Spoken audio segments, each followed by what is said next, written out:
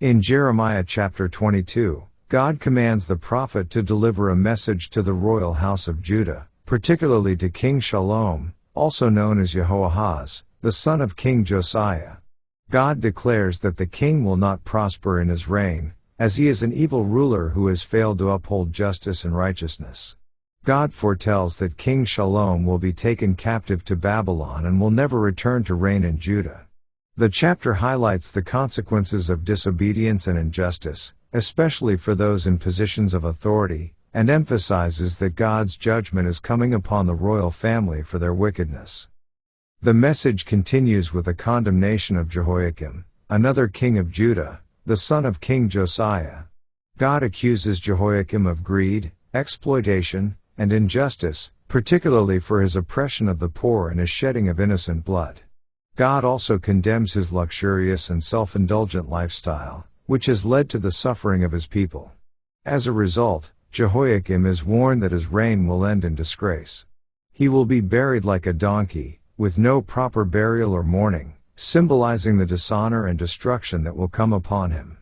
The chapter emphasizes that God sees the actions of leaders and holds them accountable for their treatment of others. The next part of the chapter shifts focus to Jeconiah, also known as Jeconiah, the son of Jehoiakim, who briefly reigned as king of Judah. God declares that Jeconiah will be taken into captivity to Babylon, along with his officials and the remaining people of Judah.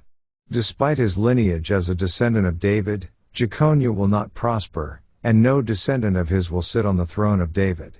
This is a significant pronouncement, as it appears to mark the end of the Davidic dynasty's rule over Judah. The message highlights the profound consequences of disobedience and God's ability to overturn even royal destinies. In the final verses of the chapter, God calls for the people of Judah to reflect on their actions and the consequences that have befallen them.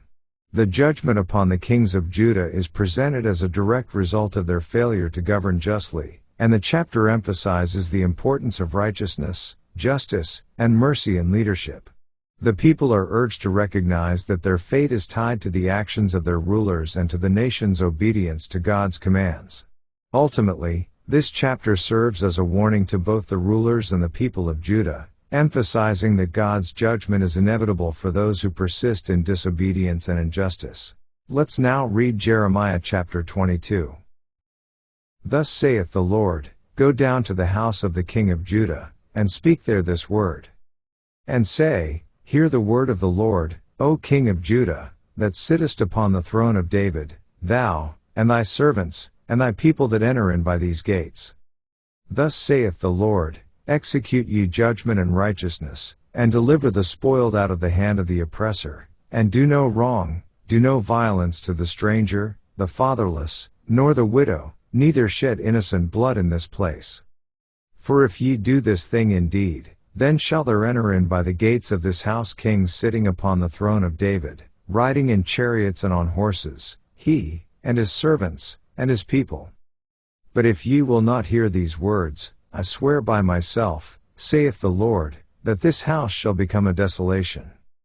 For thus saith the Lord unto the king's house of Judah, Thou art Gilead unto me, and the head of Lebanon, yet surely I will make thee a wilderness, and cities which are not inhabited. And I will prepare destroyers against thee, every one with his weapons, and they shall cut down thy choice cedars, and cast them into the fire. And many nations shall pass by this city, and they shall say every man to his neighbor, Wherefore hath the Lord done thus unto this great city? Then they shall answer, Because they have forsaken the covenant of the Lord their God, and worshipped other gods, and served them. Weep ye not for the dead, neither bemoan him, but weep sore for him that goeth away, for he shall return no more, nor see his native country. For thus saith the Lord touching Shallum the son of Josiah king of Judah, which reigned instead of Josiah his father, which went forth out of this place, he shall not return thither any more. But he shall die in the place whither they have led him captive, and shall see this land no more. Woe unto him that buildeth his house by unrighteousness, and his chambers by wrong, that useth his neighbor's service without wages, and giveth him not for his work. That saith, I will build me a wide house and large chambers, and cutteth him out windows, and it is sealed with cedar, and painted with vermilion. Shalt thou reign, because thou closest thyself in cedar? Did not thy father eat and drink, and do judgment and justice, and then it was well with him? He judged the cause of the poor and needy, then it was well with him. Was not this to know me? Saith the Lord. But thine eyes and thine heart are not but for thy covetousness, and for to shed innocent blood, and for oppression, and for violence, to do it. Therefore thus saith the Lord concerning Jehoiakim the son of Josiah king of Judah, they shall not lament for him, saying, Ah my brother, or, Ah sister. They shall not lament for him, saying, Ah Lord, or, Ah his glory. He shall be buried with the burial of an ass, drawn and cast forth beyond the gates of Jerusalem. Go up to Lebanon, and cry, and lift up thy voice in Bashan, and cry from the passages, for all thy lovers are destroyed. I spake unto thee in thy prosperity, but thou saidst, I will not hear. This hath been thy manner from thy youth, that thou obeyedst not my voice. The wind shall eat up all thy pastors, and thy lovers shall go into captivity. Surely then shalt thou be ashamed and confounded for all thy wickedness. O inhabitant of Lebanon, that makest thy nest in the cedars, how gracious shalt thou be when pangs come upon thee, the pain as of a woman in travail. As I live, saith the Lord, though Jeconiah the son of Jehoiakim king of Judah were the signet upon my right hand, yet would I pluck thee thence.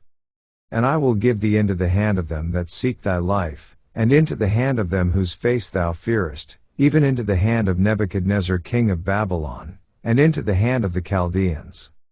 And I will cast thee out, and thy mother that bare thee, into another country, where ye were not born, and there shall ye die. But to the land whereunto they desire to return, thither shall they not return.